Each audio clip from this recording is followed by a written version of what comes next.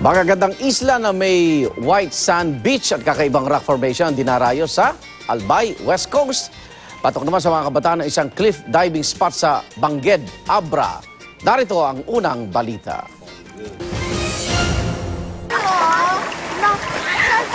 Kung extreme sport ang trip ng inyong barkada ngayong tag-init, tiyak na magugustuhan ninyong pasyalan ng isang cliff diving spot sa Bangged, Abra. Patok ito sa mga kabataan na walang takot tumalon mula sa bato na tinatayang 10 metro ang taas.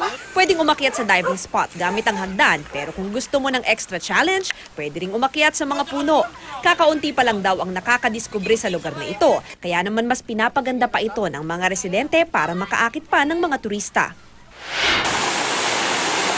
Akalain mong natural na waterfall o talon ang dinarayong Madong Dam sa bayan ng Dingra sa Ilocos Norte. Relaxing tingnan ang malinaw na tubig ng dam. Safe at pwedeng maligo kahit sino dahil hindi gaanong malalim ang tubig.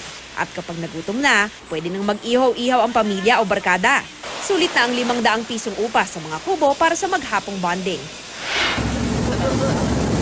Patok naman sa mga mahilig mag-sightseeing at island hopping ang Albay West Coast. Sa bangka pa lang, mamamangha ka na sa matatanaw na naggagandahang white sand beaches at mga rock formation. Agaw pansin din ang mga kuweba sa isla. Kung napagod naman sa pamamasyal at gustong kumain, pwedeng makabili ng bagong huling isda sa beach. Para sa unang balita, Mav Gonzalez reporting.